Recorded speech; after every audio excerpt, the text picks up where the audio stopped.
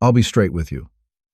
For years, these guns were tied up in red tape, stamped, taxed, or flat out shoved into legal limbo. But after the 2025 rollback, they're back in our hands, and I'm about to walk you through 8 badass firearms you can finally own without the government breathing down your neck. What's up, everyone? This is Ted from Line 45, and today, we're counting down the guns that just got the green light in 2025, from suppressed pistols to compact braced rifles, and why each one is a game changer now that the rules have finally flipped. Before we dive in, do me a solid. Smash that subscribe, tap the bell, hit all the dang buttons down there. You don't gotta, but it keeps this train rolling and lets me crank out more of this wild gun talk for y'all. All right, enough of that. Let's get back to it. Daniel Defense DDM-4 ISR. All right, let me tell you all about one that always sat on my dream rifle list, but felt damn near impossible to get. The Daniel Defense DDM-4 ISR. This thing is slick. It's chambered in 300 blackout, and instead of slapping a suppressor on the end, Daniel Defense built the can right into the rifle. They welded a 9-inch barrel to that integral suppressor, which stretches the whole thing out to 16 inches. That number matters because in the eyes of the law, 16 inches is the cutoff for a normal rifle. Anything shorter was an SBR, and before 2025, that meant a stamp for the barrel and another one for the can. A 2-stamp nightmare. But here's where the 2025 rollback changed the game. Now the ATF says if the barrel and suppressor are permanently attached, it counts as one 16-inch barrel. That means one stamp for the can, and you're done. No SBR headaches, no double paperwork, no extra weight. You get the handling of a short gun with the legality of a full-size rifle. And don't forget, this ain't some gimmick build. It's still a Daniel Defense, which means rock-solid monolithic upper duty-grade parts and a gas system tuned to run both subsonic and supersonic ammo. Run subs through it, and it's silent. Switch to supers, and it still cycles clean without beating itself to death. This rifle's proof that 2025 didn't just free up old designs, it finally let badass rifles like this one hit the spotlight. Q Sugar Weasel. Next up, let's talk about a rifle with a goofy name but serious performance. The Q Sugar Weasel. If you know Q, you already know they don't build safe queen junk. This one's basically the Honey Badger's blue-collar cousin. It's chambered in 300 blackout with a 7-inch barrel, forged aluminum receiver, and it runs like a workhorse. Before 2025, the big hang-up was the brace. ATF's flip-flop nonsense had it on the maybe legal, maybe not list, and a lot of folks didn't want to risk dropping $2,000 on a pistol that could get reclassified overnight. Well, 2025 rolled in, the brace rule got smacked down, and suddenly the Sugar Weasel's back on the menu as a legit pistol again. No SBR paperwork, no gray area. Just buy it, brace it, and run it. That's a big deal, because this gun was built from the ground up to shine as a suppressed pistol. Thread a can on the end, run subsonic 300 blackout, and it's ridiculously quiet. Or swap in supersonics, and you've got a compact package that still hits hard past 200 yards. What I like about the Sugar Weasel is how simple it is. No fancy gimmicks, no over-engineering, just a reliable, compact blaster with solid ergonomics and Q's reputation for quality. Yeah, it costs around $1,700, but for what you're getting, a proven design with suppressed performance, it's worth it. This one shows how the brace rollback didn't just restore old pistols, it breathed life back into platforms built for real-world use. SilencerCo Maxim 9. Now this one right here is just wild. The SilencerCo Maxim 9. It's the first handgun that was designed from the ground up to be suppressed. Not a pistol with a can bolted on, not some chopped-up gimmick. The suppressor is the gun. It's built right into the frame, and SilencerCo did it in a way that actually works in the real world. Here's the breakdown. It's a 9mm, striker-fired pistol, but the barrel is nested inside modular baffle sections. You can run it short and compact, or add a couple of extra baffles to make it Hollywood quiet with subsonic ammo. Because it's integrated, you don't have the weight hanging off the end like a normal can, and you don't get the same kind of blowback blasting in your face. Before 2025, this pistol was a red tape headache. Even though it's just one unit, the ATF treated it like any other suppressor. Long waits, tax stamps, endless forms. A lot of folks loved the idea but weren't willing to deal with the hassle. Then came the 2025 rollback. Now approvals are fast, one simple process, and the Maxim 9 is finally practical for everyday shooters to own. And I'll tell you, shooting this thing is a trip. with subsonic 147 grain 9mm. It's whisper, quiet. You hear the action cycle, and the bullet smacks steel more than the gun itself. For home defense, range fun, or just showing your buddies the future of pistols, the Maxim 9 is tough to beat. Maxim Defense, PDXSD.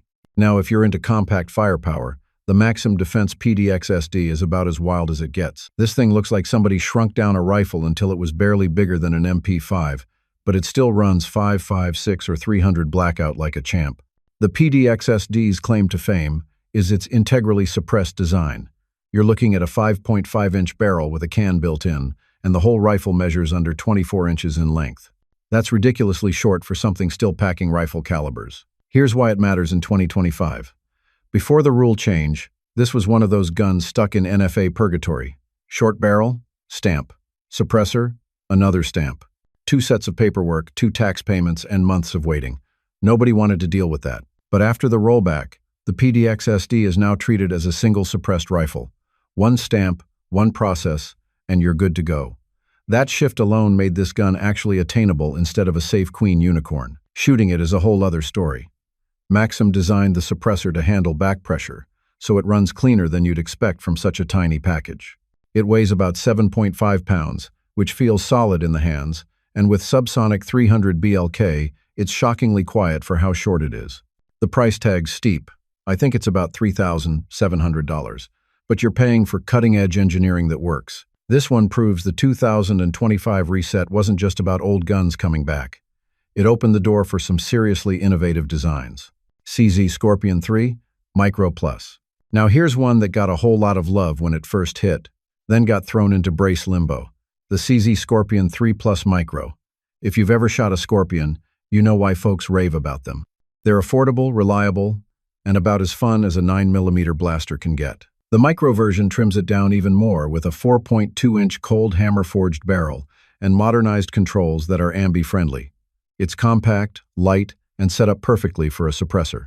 The big headache came with the brace rule. For a while, the ATF treated these things like they were basically SBRs, and people didn't want to roll the dice on owning one. Some sat on shelves, others just disappeared from catalogs.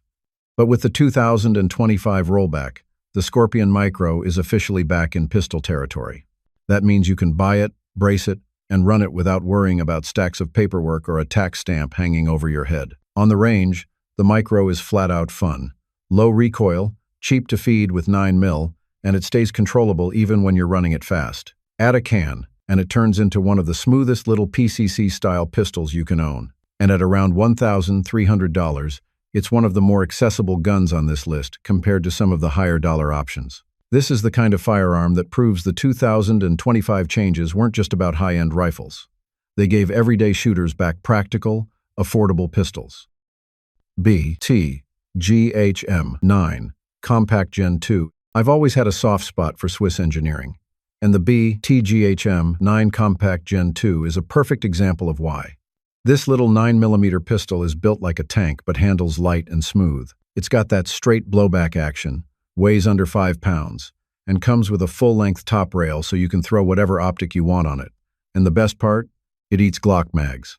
That right there makes it a winner for me, because I don't need to stockpile a whole new set of mags just to run it. Now, before 2025, the GHM9 with a brace was in the same mess as every other braced pistol. You either gambled on the ATF changing its mind again, or you filed paperwork and risked turning it into an SBR down the line. A lot of shooters just stayed away. But with the brace rule rolled back, this gun's officially back in pistol land. No stamps, no guessing games, no waiting months, just to enjoy it. Shooting it is exactly what you'd expect from BT. It's precise, soft recoil, and smooth cycling. The telescoping brace makes it compact, but when you're behind it, it feels steady as a full-size carbine. Suppressor-ready threads mean you can quiet it down, and the Swiss machining makes everything fit and run tight. Price-wise, it's not cheap, but compared to other imports, it's fair for the quality you're getting. The GHM9's return proves the rollback didn't just help U.S. makers. It opened the door for some of the best imports to finally shine again. Sig MCX Rattler PCB. The Sig MCX Rattler PCB has always been one of those rifles that makes you stop and say, damn, that's tiny. Chambered in either 5.56 or 300 blackout, This thing folds down under 18 inches. That's shorter than some shotguns I've carried in the truck. It was designed from the start for close quarters use, and with the folding brace, it becomes one of the most compact rifle-caliber pistols you can actually own. The problem was never performance. It was the ATF. For years, the brace on the Rattler kept it in no man's land. You didn't know if the pistol you bought today would be considered an SBR tomorrow. A lot of folks wanted one, but didn't want to drop $2,500 just to have it wrapped up in legal confusion. That all changed in 2025. Once the brace rule got rolled back, the Rattler came storming back into the spotlight. It's now 100% pistol legal. No SBR paperwork, no two-stamp headache. You just buy it and shoot it the way Sig intended. And believe me, it shoots. The Rattler's monolithic upper keeps it solid, and the gas system is tuned to handle both subs and supers in 300 blackout. With a suppressor, it's one of the smoothest little blasters you can run. Without one, it's still controllable and reliable, which isn't always the case for guns this short. Bottom line, the Rattler is expensive, but it delivers. With the 2025 rollback, it finally makes sense to own one.